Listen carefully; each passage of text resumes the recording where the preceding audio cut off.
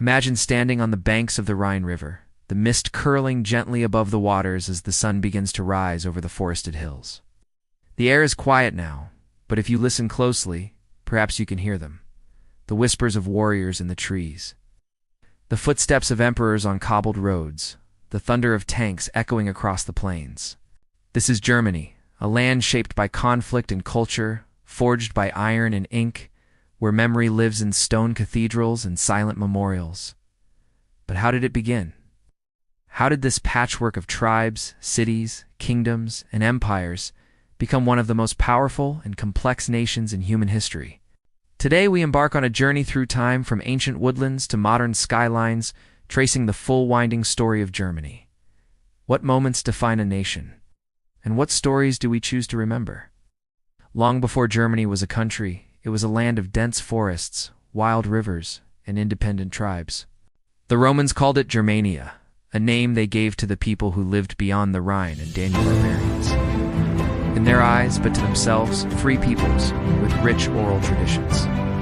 Gods of thunder and war, and a fierce loyalty to kin and tribe. Our first written glimpse of these people comes from Tacitus, a Roman historian who never actually visited Germania, but described it in vivid, biased detail. He saw the Germans as noble savages untouched by Roman decadence, but also dangerous and unpredictable.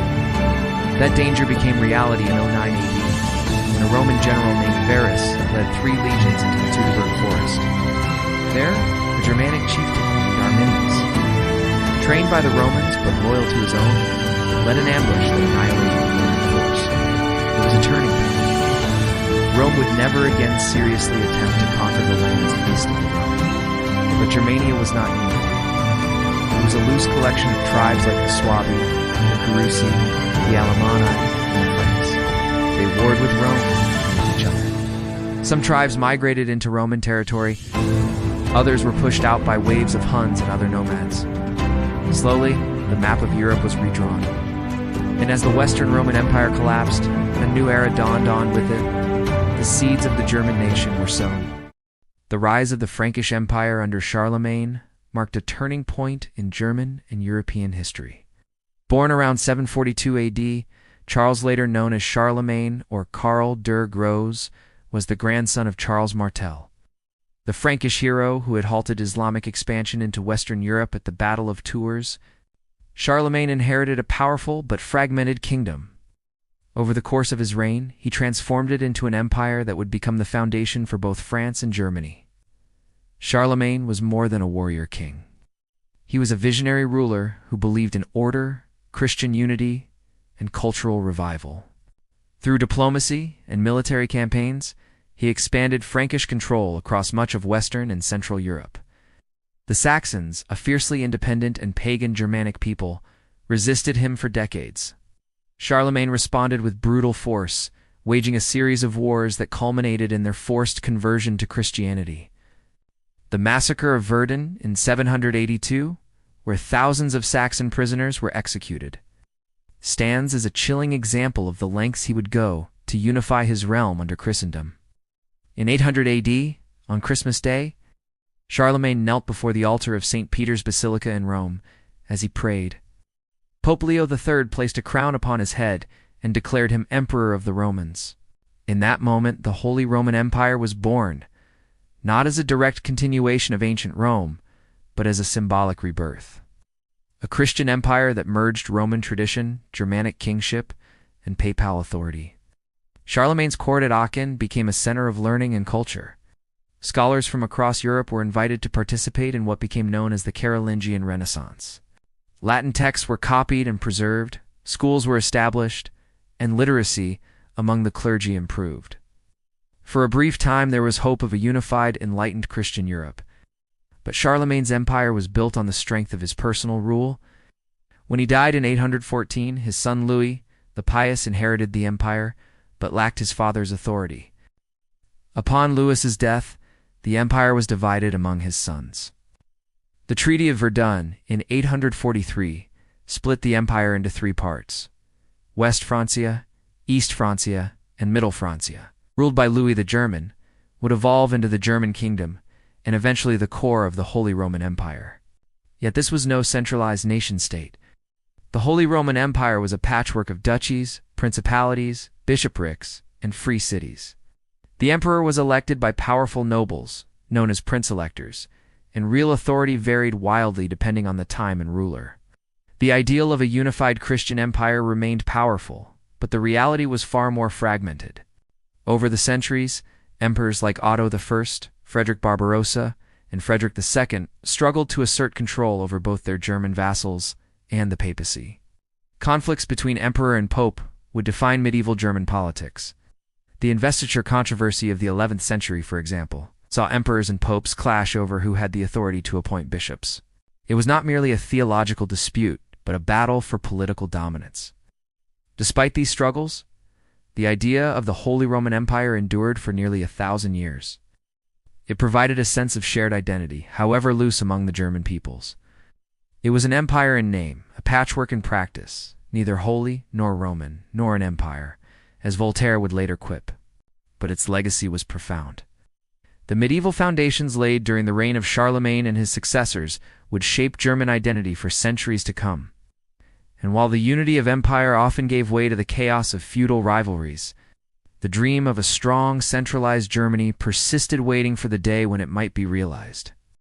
As the glow of Charlemagne's empire dimmed into the shadows of history, what remained behind was not a united realm, but a landscape fragmented by ambition, custom, and geography. The lands that would one day be called Germany were no longer bound by a single emperor's will. Instead, they became a checkerboard of duchies, counties, bishoprics, abbeys, and independent cities, each ruled by its own prince, lord or abbot, each answering, in theory, to the Holy Roman Emperor, but in practice, to no one but themselves. From the 10th to the 15th century, what we call Germany was not a nation, but an idea loosely tied together under the banner of the Holy Roman Empire. There were Saxon dukes in the north, Swabian lords in the south, and the powerful bishops of Mainz, Cologne, and Trier, wielding both spiritual and temporal authority. The emperor might wear a crown in Aachen or Frankfurt, but his power often stopped at the city gates. These centuries were defined not by imperial unity, but by regional diversity and, sometimes, fierce rivalry. Castles dotted the hilltops, each one a seat of power, protection, and pride. Noble families passed down their titles and fiefs like sacred relics. Feudal obligations wove a web of loyalty and dependency. But it was a fragile web, easily torn by war, succession disputes, or the rise of new powers. One such power was the Hanseatic Liga network of merchant cities along the North and Baltic seas that came to dominate trade across northern Europe. Lübeck, Hamburg, Bremen, and others formed a powerful confederation that operated with its own laws, fleets, and military defenses. While the empire splintered politically, economically, it began to knit together through trade routes, markets, and shared commercial interests. Inland, the great cathedral cities of Cologne, Regensburg, and Nuremberg became centers of art, learning, and faith. Monasteries preserved ancient texts and trained scribes. Pilgrims journeyed to holy relics. Gothic spires climbed skyward in stone prayers. Yet for most people, peasants tied to the land, craftsmen bound to guilds, women confined to rigid social roles, life remained hard, short, and dictated by the rhythms of the seasons. The structure of medieval society was famously described as those who fight, those who pray, and those who work. Nobles ruled and waged war. Clergy preached and administered sacraments. And peasants, who made up over 90% of the population, plowed fields, paid rents, and lived under the burdens of taxation and tradition. Life for them was not about identity or nationhood, but survival. But even this tightly woven feudal order was not immune to upheaval. In 1347, death arrived by ship. The Black Death, carried by fleas and rats, swept through Europe with terrifying speed. Entire villages vanished.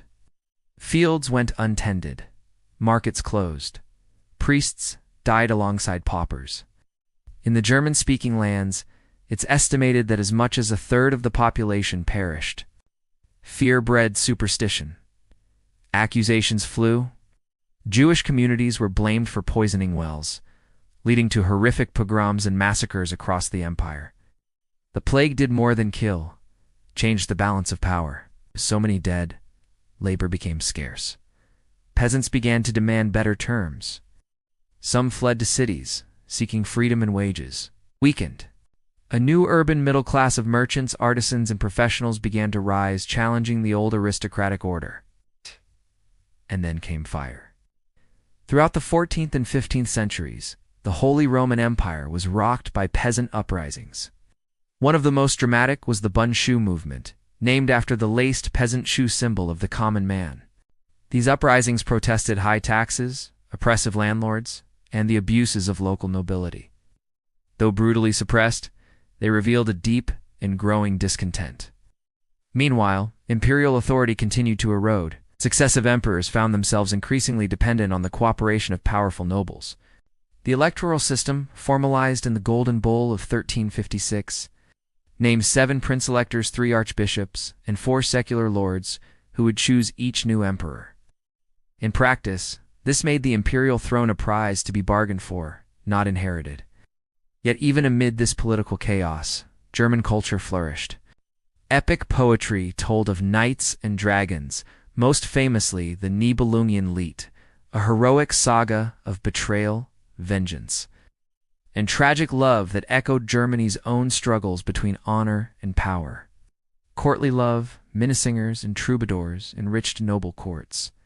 Universities were founded in Heidelberg 1386, Cologne, and Erfurt, providing centers for learning and debate. The invention that would truly change Germany and the world was still to come. In the mid-15th century, a man named Johannes Gutenberg, working in Mainz, developed the movable type printing press. His Gutenberg Bible was completed in the 1450s, and its pages opened a new chapter in human history. Suddenly, knowledge could be spread rapidly and cheaply. Ideas could travel faster than armies. Reformation, revolution, and reason were just around the corner. Still, as the medieval period drew to a close, the German lands remained divided, decentralized, and deeply feudal. Cities gained freedoms. Peasants yearned for justice. Nobles guarded their privileges. And the emperor stood at the center of a political spiderweb, whose threads he could barely control. But storm clouds were gathering. A German monk would soon hammer a list of grievances to a church door. Faith, that cornerstone of medieval life, was about to fracture. The unity of Christendom, already strained, would be torn in two. In Germany, so often the battleground of empires and ideas, would find itself once again at the heart of a coming storm. The Middle Ages had been a time of castles and cathedrals, of feasts and famines, of saints and swords. Now, as the printing press spread its ink and minds began to stir, Germany stood on the brink of a new and turbulent age. It began with a hammer blow. In 1517, a German monk named Martin Luther walked to the castle church in Wittenberg and nailed a sheet of paper to the door. On it were 95 theses arguments against the selling of indulgences, the lavish corruption of the Catholic Church, and the abuse of spiritual power. What Luther could not have known was that this act would ignite a firestorm that would engulf not only Germany, but all of Europe. The Reformation had begun. This was no mere theological debate. Luther's challenge to the Pope was a political and social earthquake. In an age of printing presses and growing literacy, his words spread like wildfire. Pamphlets flew from the presses, written not in Latin, but in German, accessible to the common people. Sola fide, he preached. Faith alone would lead to salvation, not works, not payment, not obedience to Rome. Many Germans agreed. Princes saw a chance to assert their independence from imperial and papal authority. Townspeople resented church taxes. Peasants, long suffering under feudal burdens, heard in Luther's words the promise of freedom, but unity was not to follow. Germany fractured again, not just politically, but spiritually. Some states embraced Lutheranism. Others remained staunchly Catholic. A third wave, led by more radical reformers like Thomas Müntzer. And the Anabaptists went even further, calling for communal living, an end to hierarchy, and the imminent judgment of God. Reform became rebellion. Faith turned to fire. In the city of Munster, in the 1530s, radical Anabaptists seized control, proclaiming a new Jerusalem. They abolished private property, practiced polygamy, and awaited the end of days. The city was besieged by Catholic and Protestant forces alike. When it fell, the leaders were tortured and executed. Their bodies were hung in cages from the church tower where the cages remain today. The Holy Roman Empire, already a patchwork, was now a religious battleground. Emperor Charles V, a devout Catholic, tried to restore unity by force. He fought the Protestant Schmalkaldic League, won a brief victory, but ultimately had to compromise. The Peace of Augsburg in 1555 established a fragile solution. Cuius regio. Agios religio. He who rules decides the religion. Each prince could choose Lutheranism or Catholicism for their realm. But this peace was a bandage on a wound that had only begun to fester. By the early 17th century, tensions were boiling once again. Religious divisions were sharper. Political ambitions were greater. And the empire's structure, so decentralized and delicate, was incapable of containing the pressure. In 1618, in the royal castle of Prague, Protestant nobles threw to Catholic envoys out of a third-story window. The defenestration of Prague wasn't just an insult. It was a spark and, the powder keg exploded. The 30 Years' War had begun. What began in Bohemia as a dispute over religious authority quickly spiraled into a continent-wide catastrophe. The 30 Years' War, 1618-1648, became one of the bloodiest and most destructive conflicts in European history. In its epicenter was the fractured heart of the Holy Roman Empire.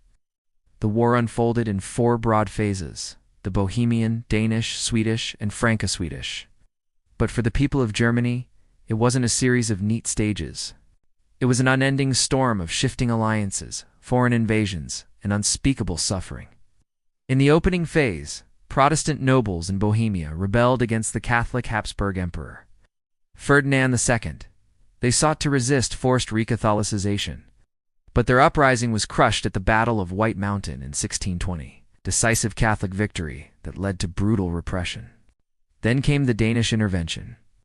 Christian IV of Denmark, a Protestant king, marched into Germany to support his coreligionists, but he was defeated by the Catholic League.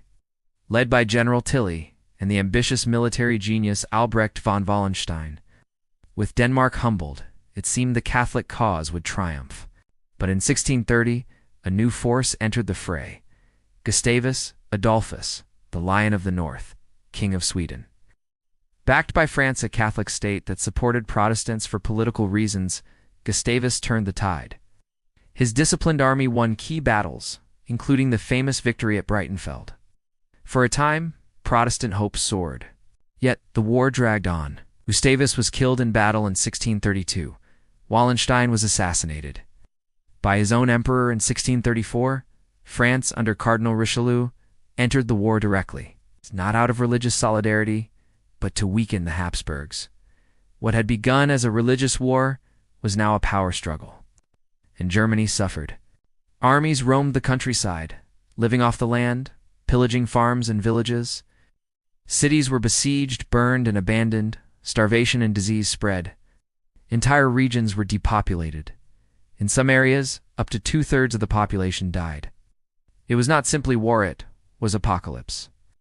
In 1648, after 30 years of bloodshed, exhaustion prevailed.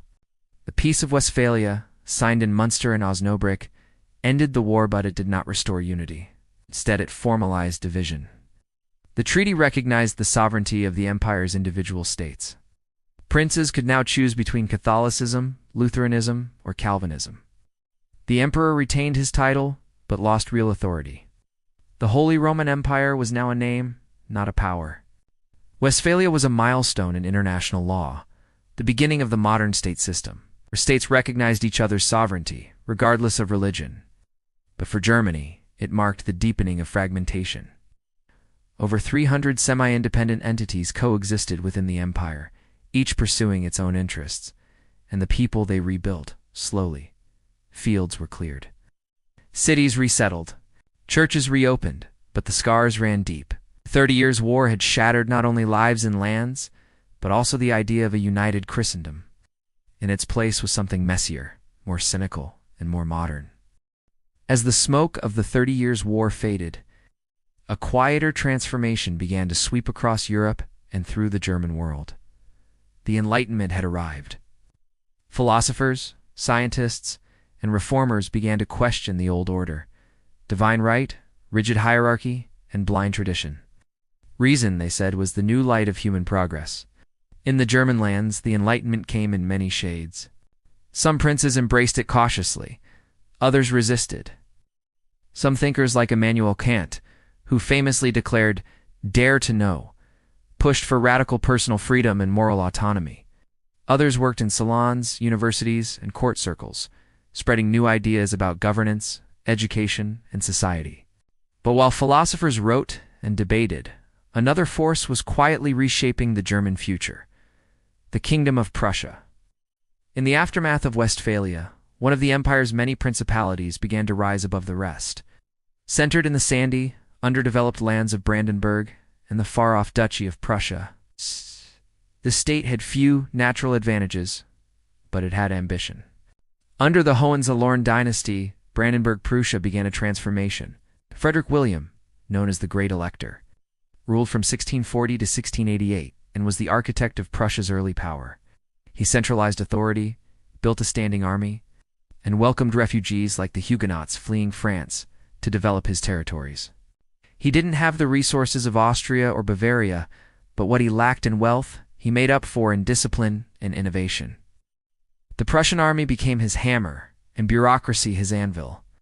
In 1701, his son crowned himself Frederick I, king in Prussia, a clever legal trick that elevated Brandenburg-Prussia to a royal kingdom, though technically still within the Holy Roman Empire. A new player had officially entered the European game. The true explosion of Prussian power came with Frederick II, known as Frederick the Great. He ascended the throne in 1740 and quickly became one of the most fascinating rulers in European history.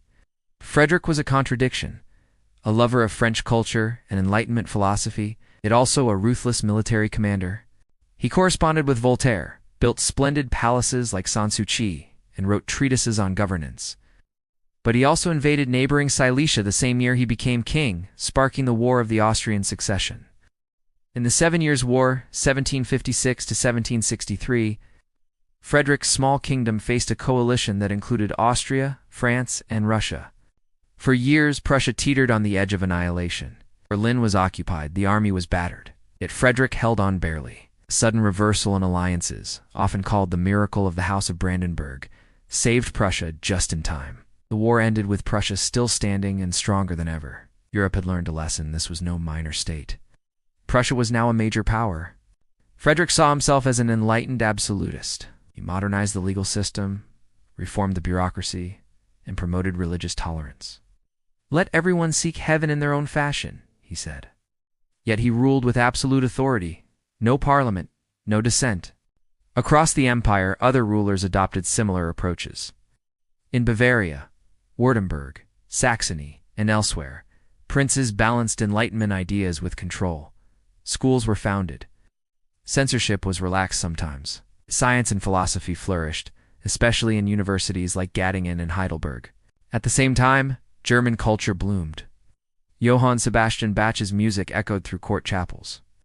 Johann Wolfgang von Goethe and Friedrich Schiller ushered in a golden age of literature and drama. German thinkers were helping shape the intellectual map of Europe, but political unity still elusive. The Holy Roman Empire remained a cluttered patchwork.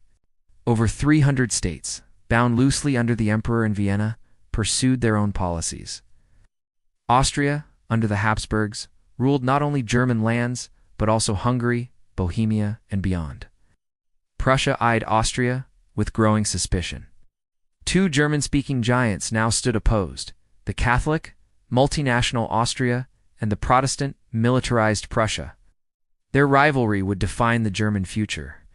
As the 18th century drew to a close, the German world seemed stable on the surface, cultured, refined, deeply rooted in tradition. But in the West, a storm was rising. Across the Rhine in France, revolution had broken out. Kings were falling, as crowds were marching. The old order was being torn apart.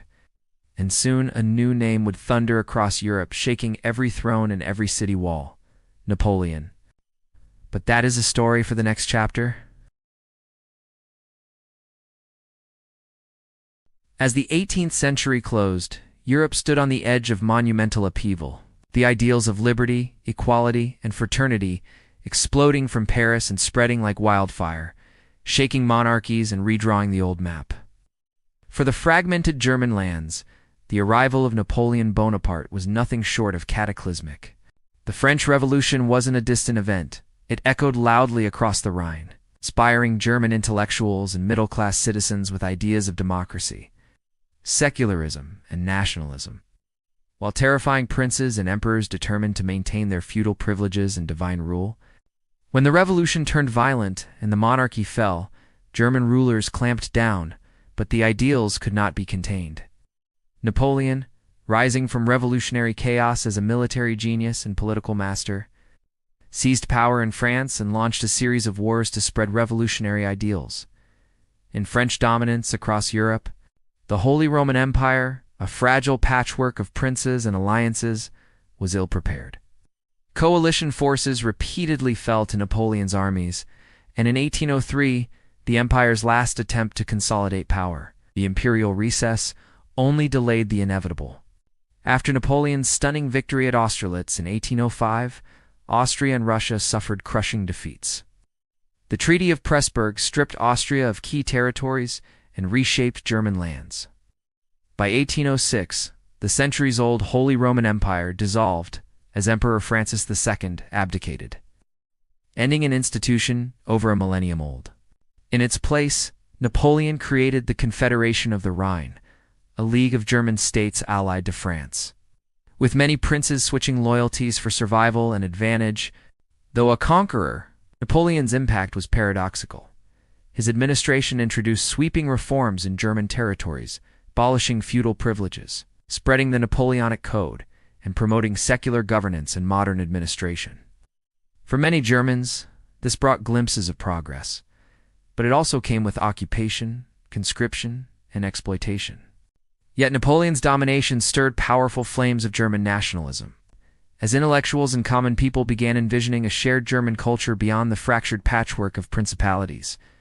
By 1813, after Napoleon's failed invasion of Russia and the devastating Battle of Leipzig, fought on German soil, coalition forces pushed French armies back. German states rose in rebellion during the Wars of Liberation, fueled by patriotic fervor and reforms under leaders like Stein and Hardenberg.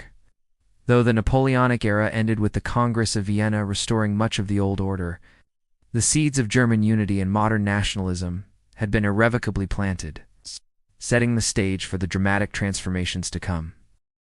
Following the upheaval of Napoleon's defeat and the Congress of Vienna in 1815, the German lands entered a period of cautious restoration, but simmering unrest, as the old patchwork of kingdoms, duchies, and principalities reassembled into the German Confederation, a loose association of 39 states dominated by Austria and Prussia, yet lacking any real central authority or national unity. Despite the political restoration, the ideas unleashed by revolution and reform could not be suppressed. Across universities, coffeehouses, and secret societies, the spirit of nationalism and liberalism grew stronger, demanding constitutional reforms, freedom of the press, and a united German nation. The year 1817 saw the Wartburg Festival, where student demonstrators waved black, red, and gold, the colors that would become the symbol of German unity while chanting for freedom and unity. However, the conservative powers of the time, especially Austria's Metternich, responded with repression, censorship, and surveillance. Fearful that any hint of revolution might topple their fragile order.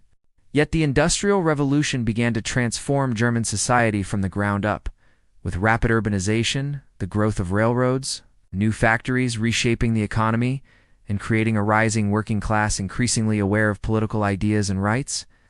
Meanwhile, Prussia quietly undertook reforms in education, military, and administration that would lay the groundwork for future dominance.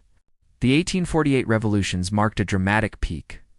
Liberal and nationalist uprisings erupted across German cities, demanding constitutional governments and national unity, culminating in the Frankfurt Parliament, the first attempt to create a unified German constitution. Though ultimately unsuccessful and crushed by conservative forces, these revolutions signaled the unbreakable momentum toward a new Germany.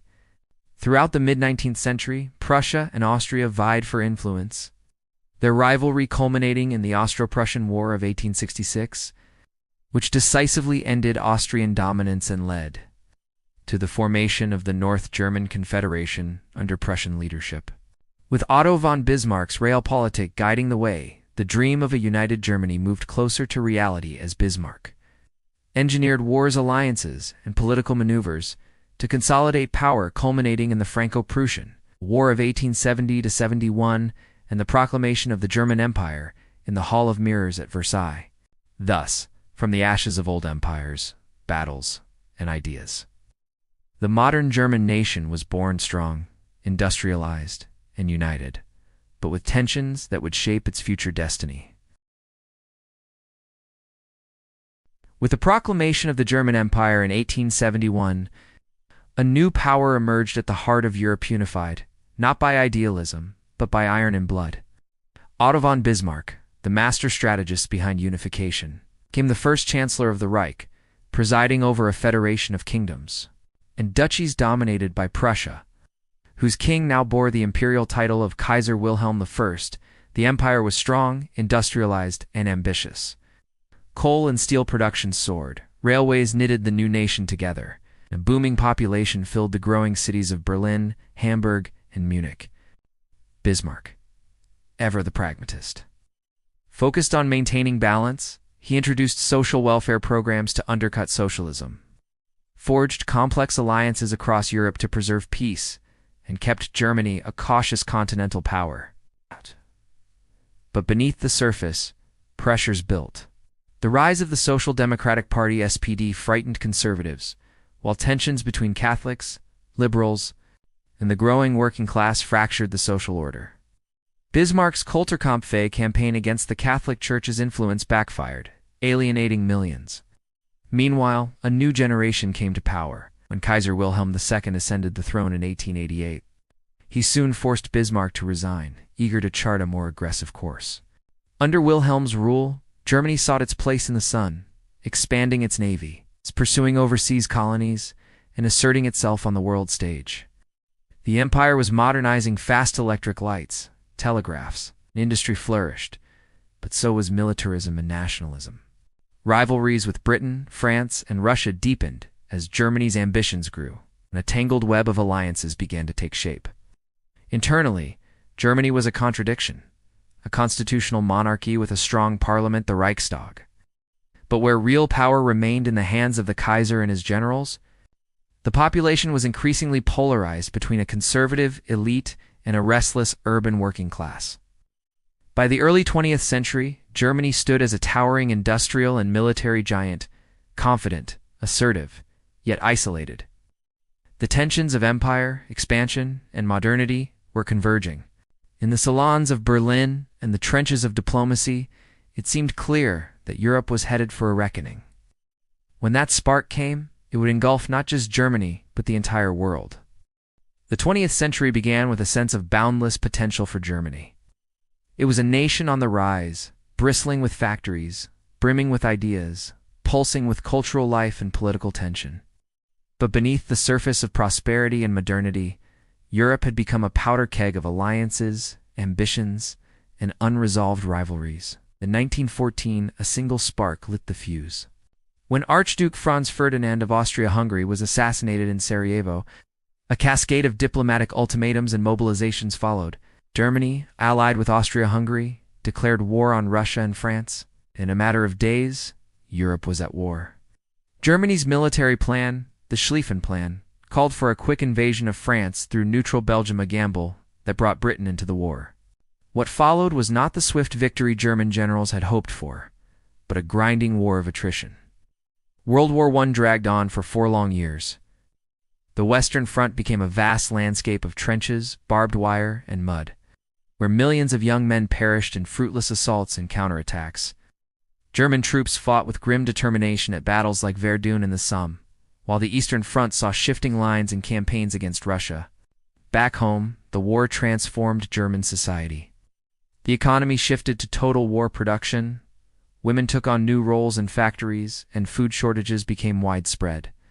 The British naval blockade slowly strangled German imports, leading to what became known as the Turnip Winter of 1916–17. Morale began to fray. In 1917, Russia withdrew from the war following its revolution, and Germany moved its forces west.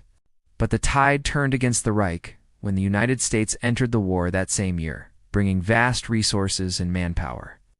By 1918, Germany launched a desperate spring offensive in the west, but it failed to break Allied lines. Exhausted, starving, and facing revolt at home, the German military began to collapse. On November 11, 1918, Germany signed the armistice. The Kaiser abdicated, fleeing to the Netherlands, and a new democratic government, the Weimar Republic, was proclaimed. Germany had lost the war, and worse, it would be blamed entirely for it. In 1919, the Treaty of Versailles imposed harsh terms, massive territorial losses, military restrictions, and crippling reparations. Most humiliating of all was Article 231, the so-called War Guilt Clause, which laid sole responsibility for the war at Germany's feet. The Weimar Republic was born into crisis. It was democratic, progressive, and intellectually vibrant but deeply fragile. Many Germans rejected it from the start, seeing it as a betrayal, a government of defeat. The early 1920s were marked by political extremism, with communist uprisings on the left and reactionary paramilitary violence on the right. In 1923, hyperinflation reached catastrophic levels. The value of the German mark plummeted, and ordinary citizens saw their life savings reduced to worthless paper. That same year, a young nationalist named Adolf Hitler attempted a failed Kutha beer hall, putsch in Munich. He was arrested and sentenced to prison, where he dictated his ideological manifesto, Mein Kampf. Meanwhile, the economy stabilized somewhat under the Dawes Plan, and the mid-1920s saw a brief flowering of culture, cinema, and modernist art in the so-called Golden Twenties. But the recovery was built on shaky ground. In 1929, the Wall Street crash triggered a global depression. In Germany, it led to mass unemployment, widespread poverty, and a resurgence of political extremism. The Nazi Party, once a fringe movement, began to attract millions of disaffected voters with promises to restore national pride, rebuild the economy, and destroy the hated Treaty of Versailles. By 1933, Hitler had maneuvered his way to the chancellorship, and soon after, the Reichstag fire provided the pretext to dismantle democratic institutions.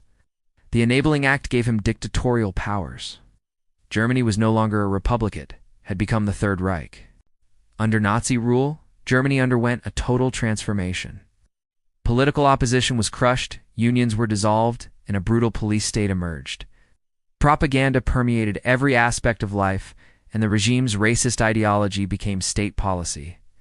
Jews, Roma, disabled people, and other minorities were targeted, first through discrimination, then through violence and deportation. The Nuremberg Laws of 1935 stripped Jews of citizenship. In 1938, Kristallnacht unleashed a nationwide pogrom against Jewish communities. Meanwhile, the Nazis rearmed Germany in defiance of Versailles, building tanks, planes, and a vast military machine. The economy appeared to recover, unemployment fell, and national pride soared, but the cost was immense. Hitler's foreign policy aimed at expansion. In 1938, Germany annexed Austria and the Anschluss, and then seized the Sudetenland from Czechoslovakia under the guise of protecting ethnic Germans. Britain and France, desperate to avoid another war, appeased Hitler at Munich. But in 1939, Hitler invaded the rest of Czechoslovakia and then Poland. On September 1, 1939, World War II began. The early years of the war saw stunning German victories. Blitzkrieg tactics overwhelmed Poland. Denmark, Norway, Belgium, the Netherlands, and France in quick succession. By 1940, Hitler stood triumphant over most of Western Europe. Only Britain held out. In 1941, Germany invaded the Soviet Union in Operation Barbarossa, a massive campaign that opened the Eastern Front and turned the war into a brutal war of annihilation. Cities like Leningrad and Stalingrad became the sites of horrific siege warfare. At the same time, Nazi policies turned genocidal. The Holocaust reached its terrifying crescendo with the construction of extermination camps like Auschwitz, where millions of Jews, along with other targeted groups, were systematically murdered. As the war dragged on, the tide turned. In 1942 and 1943, German forces suffered major defeats at El Alamein in North Africa and Stalingrad in Russia. Allied bombing raids devastated German cities, while resistance movements grew inside occupied territories. On June 6, 1944 D-Day, the Allies landed in Normandy, opening a second front. By early 1945, Allied forces were converging on Germany from both west and east.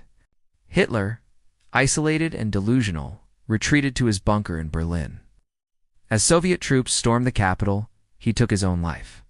Germany surrendered unconditionally on May 8, 1945. The war had left Germany in ruins. Cities were rubble, its people displaced and starving. Over 60 million people had died. Worldwide, millions of them victims of Nazi genocide. The country was divided into 4 occupation zones, controlled by the Allies: the United States, Britain, France, and the Soviet Union. And though the war was over, a new kind of conflict was just beginning, a Cold War that would split Germany once again. Germany in 1945 was not just a defeated country, it was a broken landscape. Haunted by loss and guilt, crawling from the ashes of cities like Dresden, Hamburg, and Cologne, and shadowed by the knowledge of the Holocaust. The Allies, though united in victory, were deeply divided in vision. From this split, 2 Germanys would emerge. The Western zones, controlled by the United States, Britain, and France, were gradually stitched together into a democratic republic. The Federal Republic of Germany, or West Germany, formally established in 1949, with Bonn as its provisional capital. In the East, the Soviet Union solidified control, creating the German Democratic Republic, or East Germany, a communist state headquartered in East Berlin. Thus, Germany became the primary fault line of the Cold War land, split not just by ideology, but by barbed wire and concrete family ties, and propaganda, with the city of Berlin at its very heart, a microcosm of the global standoff between East and West. The division of Berlin became the most potent symbol of the Cold War. Though the city lay deep within Soviet-controlled East Germany, it was itself partitioned, the western half managed by the Western Allies, and the eastern half by the Soviets. At first, people could move between the sectors, but as the East German regime hardened under Soviet influence, and as its citizens increasingly fled westward, seeking freedom, opportunity, and escape from repression, the border became a sieve through which East Germany's population was draining.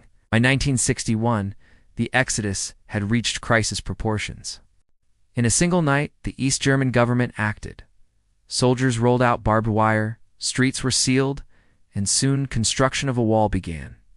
The Berlin Wall, a grim gray barrier of concrete watchtowers, machine gun nestros, not just to divide a city, but to imprison a people.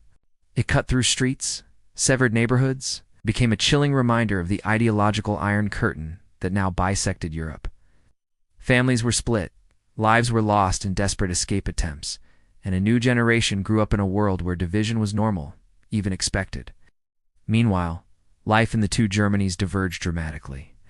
West Germany, with Marshall Plan aid and integration into Western Europe, experienced what came to be called the Wirtschaftswunder, or economic miracle. Under leaders like Konrad Adenauer and Ludwig Erhard, the nation rebuilt its industry, cities, and self-confidence.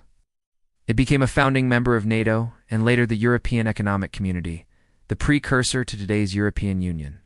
The economy soared, consumer culture blossomed, and a new middle class emerged. West Germany also grappled, slowly and painfully, with its Nazi past through public trials, education, and national remembrance. In contrast, East Germany, under the Socialist Unity Party and figures like Walter Ulbricht and later Erich Honecker, followed a rigid Soviet model. The state-controlled industry suppressed dissent and relied on a vast secret police force, the Stasi, to monitor its own people. Yet East Germany also achieved surprising successes in literacy, science, and even sport, fielding athletes who dominated Olympic competitions. But beneath the surface was a deep dissatisfaction. Citizens faced shortages, censorship, and a stifling lack of freedom. And always the wall loomed, a reminder that escape was not allowed.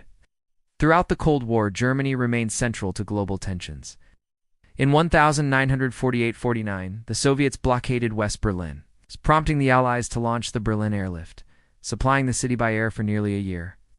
In 1953, East Berlin saw a workers' uprising that was crushed by Soviet tanks. In 1961, US and Soviet tanks faced off at Checkpoint Charlie. In 1983, fears of nuclear war spiked during NATO exercises as both sides prepared for the worst. Yet amid the tension, culture thrived. In the West, Berlin became a hub for artists, musicians, and political radicals. David Bowie lived and recorded there. And student protests in the 1960s shook the political establishment.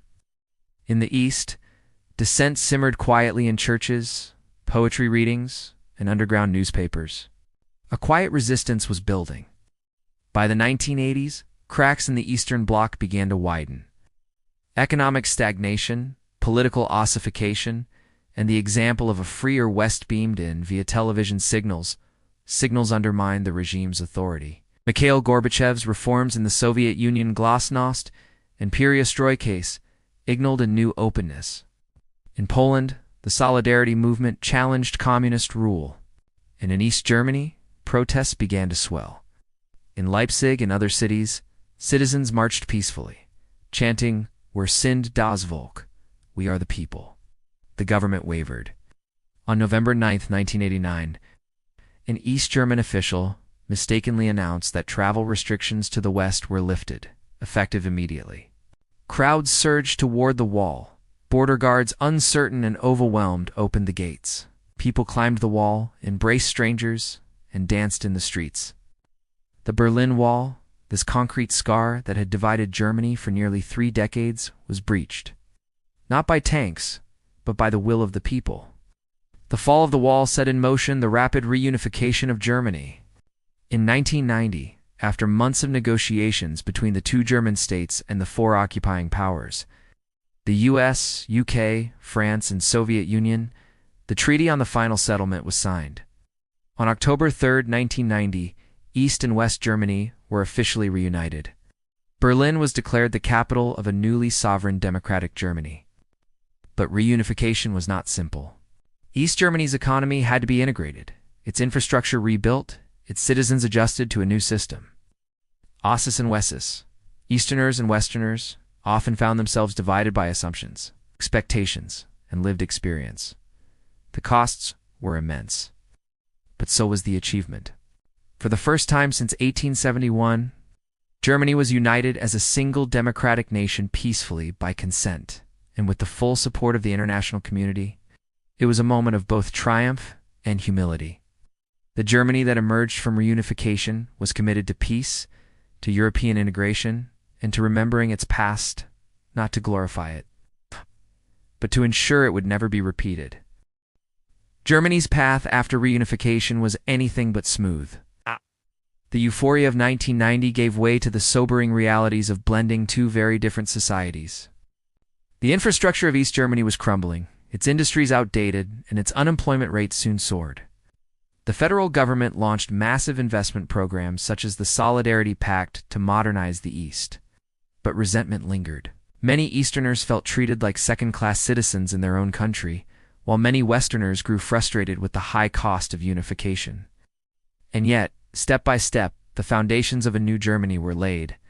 Berlin became the political and cultural capital once more, its government quarter rising where the wall had once stood. The glass dome of the Reichstag was rebuilt, symbolizing transparency and democracy.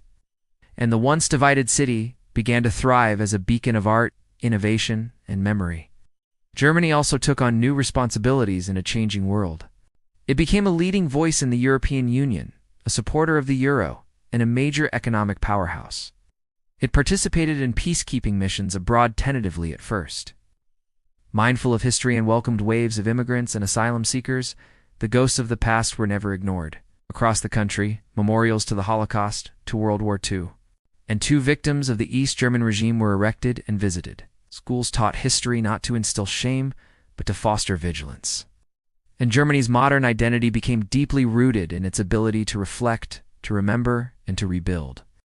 By the 2000s, Germany had become the de facto leader of Europe, its economy the strongest on the continent. Its chancellor, Angela Merkel, stabilizing presence through global crises.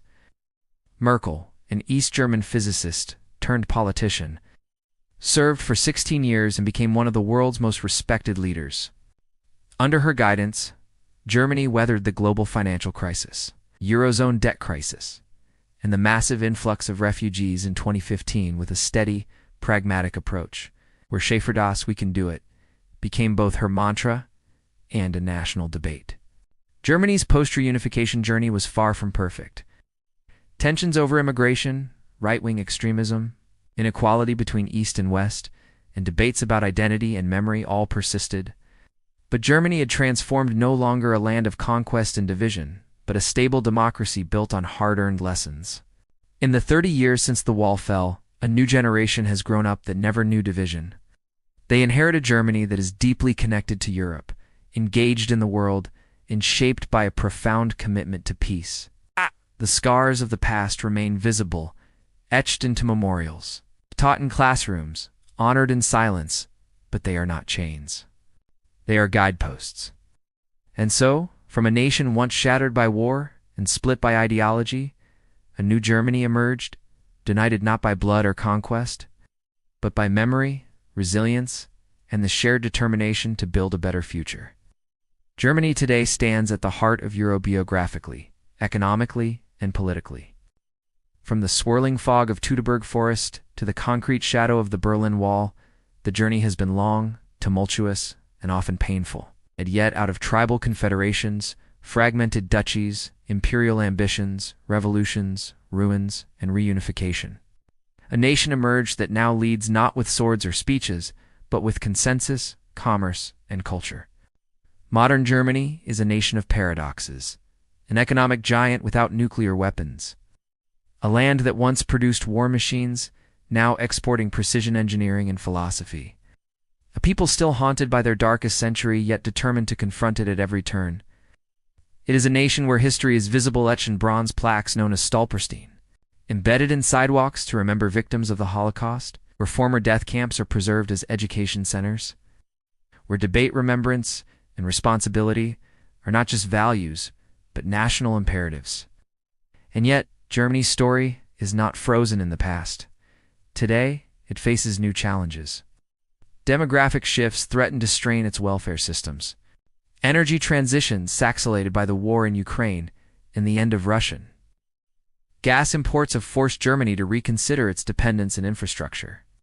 Migration continues to test the social fabric, sparking debates over integration, identity, and the limits of tolerance.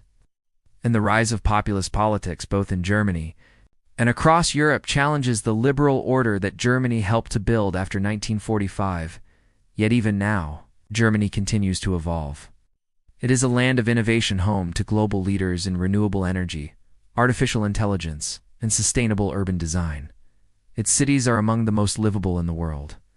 Its youth are increasingly diverse, multilingual, and globally minded.